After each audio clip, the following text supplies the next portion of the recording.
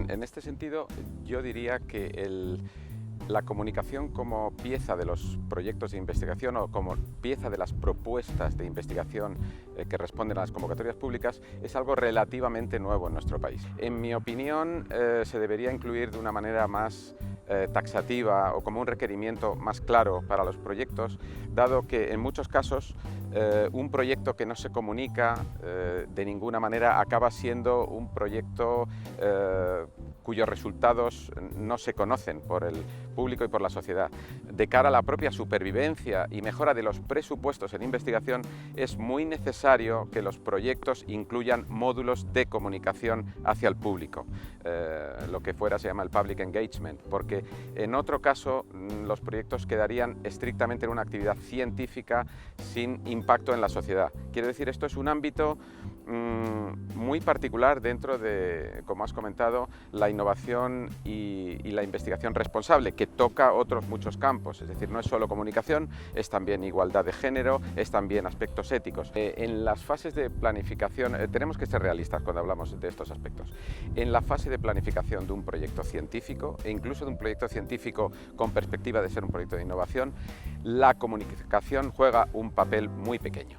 Es decir, los grupos de investigación, estoy generalizando, pero esto creo que se puede aplicar a la mayoría de los grupos de nuestro país, dado que no son muy grandes. Una característica de los grupos de investigación españoles es que tienen un tamaño pequeño, reducido. Otro error en el que muchas veces caemos es en considerar que los miembros de los grupos de investigación de un área específica, de biología o de materiales o de matemáticas, son a su vez buenos comunicadores, pero en muchos casos necesitan el apoyo de profesionales de la comunicación, de periodistas, de gente del mundo audiovisual, etc. Yo creo que en el tema de la planificación de la comunicación científica queda mucho por hacer. Yo este capítulo no lo denominaría exactamente comunicación, sino más bien impacto en posibles interesados de los resultados, que estaríamos casi hablando de la transferencia de tecnología o transferencia de conocimiento. Creo que en este ámbito se están haciendo cosas, todas las entidades de investigación, todas las universidades tienen sus oficinas de transferencia, sus denominadas OTRIs o con otras denominaciones, y ahí sí consiguen, por diferentes canales, llegar hasta los posibles interesados en los resultados de la investigación. Bien, en este sentido yo creo que sí estamos mejorando.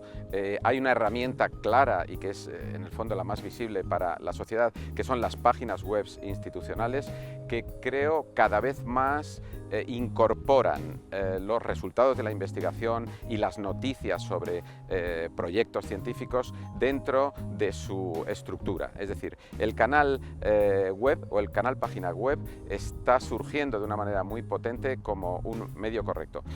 En otro sentido, en el sentido de las carencias, yo sí diría que los gabinetes de comunicación, los gabinetes de prensa de las universidades, de los centros de investigación, deberían contar cada vez más con especialistas en comunicación científica. Bien, yo creo que no es un ámbito fácil. Es decir, la primera cuestión que yo respondería a esta pregunta es que no es fácil medir el impacto de la comunicación científica. Se podría medir, entiendo, en forma de objetiva, en tanto de su volumen de aparición en medios, etcétera, pero no creo que eso sea suficiente. Yo creo que se necesitarían estudios posteriores de tipo sociológico para, y volviendo al inicio de la entrevista, medir si la aceptación social de la investigación está mejorando. Creo que aquí entran otros aspectos, aspectos económicos, aspectos éticos, de desigualdad, de acceso a los medicamentos. Para que el público demande cierto tipo de cosas, ha de conocerlas. Para eso se requiere comunicación y además deberemos medirlo.